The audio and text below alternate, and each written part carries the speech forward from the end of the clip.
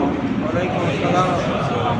إن الحمد لله رب العالمين والصلاة والسلام على رسوله محمد صلى الله عليه وسلم. প্রিয় ভাই আপনারা ভালো আছেন? মাত্র খরচ করছি আমরা যদি সুন্দর করিনি, খুব সময় নষ্ট নয়, খুব সংক্ষেপে সব আল্লাহ তাআলা আমাদের সৃষ্টি করে আমাদের চলার জন্য একটা বিধান দিয়েছেন না? আমাদের চলার জন্য একটা বিধান দিয়েছেন, যার নাম ইসলাম। সেই বিধান কি শাসিত হওয়ার জন্য আল্লাহ দিয়েছেন না শাসন করার জন্য দিয়েছেন? শাসন করার জন্য। আমরা কি সেই বিধানকে নিয়ে শাসন করার পর্যায়ে আছি এখন, না শাসিত হচ্ছি?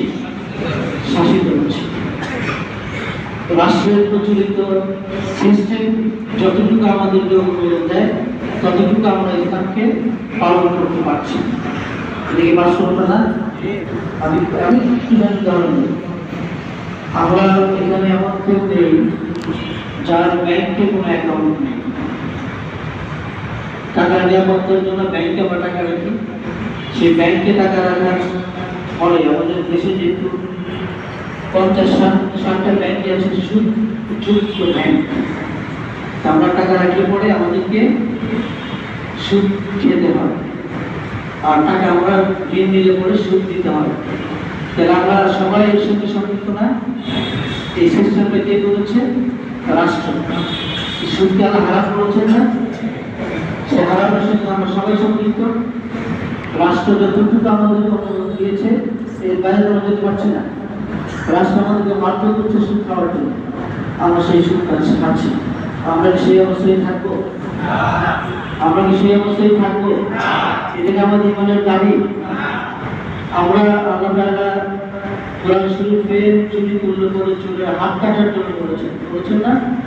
যে কোরআন শরীফ আল্লাহ তাআলা বলেছেন নামাজ পড়ো, রোজা রাখো, হজ করো, যাকাত দাও, সেই কোরআন শরীফ আল্লাহ তাআলা বলেছেন চুরি করলে পরে যদি কাজীর বিচারে ধরা পড়ে যে তার কোনো অভাব নাই, তাহলে তার হাত কেটে দাও।